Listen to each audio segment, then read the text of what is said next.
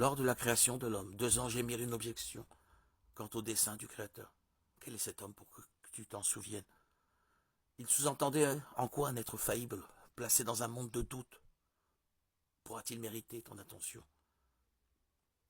puisqu'il ne manquera pas de se révolter contre toi. Il n'imaginait pas la possibilité d'un homme qui s'améliore, qui surmonte avec l'aide de Dieu ses difficultés, pour finalement transformer ce monde de doute en certitude. L'un d'eux, ange du pessimisme mettant en doute toute possibilité de progrès, il sera lui-même déchu puis châtié. Ainsi, toutes les tentations du monde proviennent de ce défi que maintient le Satan. L'homme n'y arrivera pas. Chaque fois qu'il séduit un cœur vers la faute, c'est en fait pour le conduire à la tristesse. Si bien qu'en constatant son échec, l'homme acquiescera à la voix qui lui soufflait.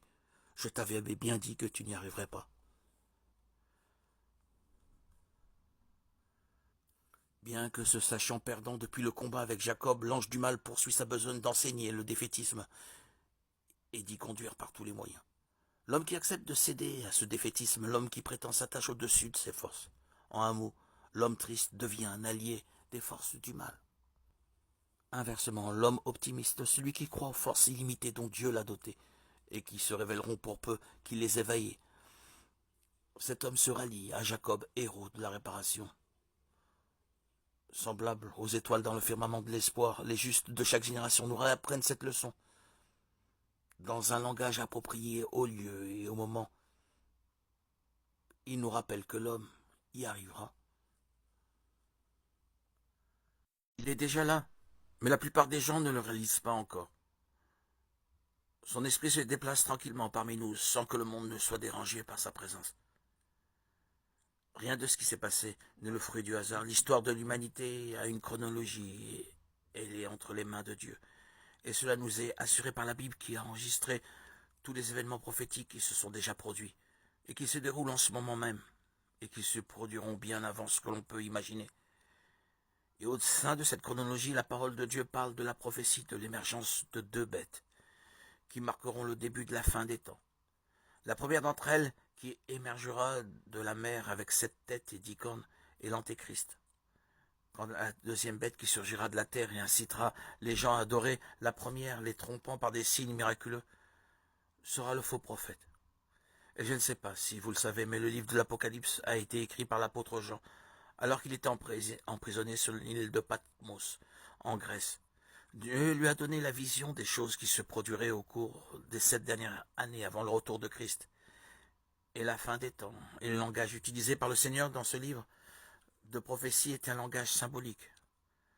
Cela signifie qu'au lieu d'exprimer un message de manière directe et littérale, le Seigneur a pensé qu'il serait préférable de transmettre ces révélations à travers des représentations.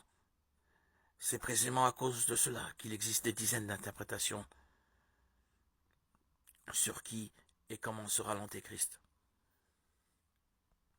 Il existe de nombreuses interprétations, différents courants de pensée, même des religions qui ont parlé sur l'Antéchrist et qui ont dit comment il agira dans les événements qui se produiront avant le jugement final.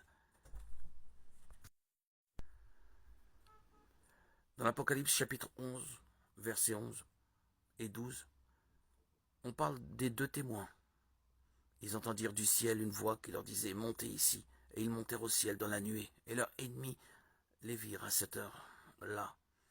Il eut un grand tremblement de terre, et la 10e partie de la ville tomba.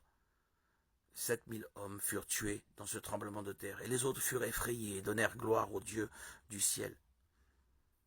Ce chapitre de l'Apocalypse 11 parle des deux témoins qui sont apparus dans la première moitié de la tribulation et ont prophétisé pendant 3 ans et demi.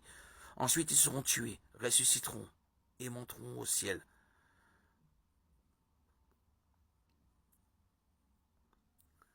C'est à ce moment que l'Église sera enlevée.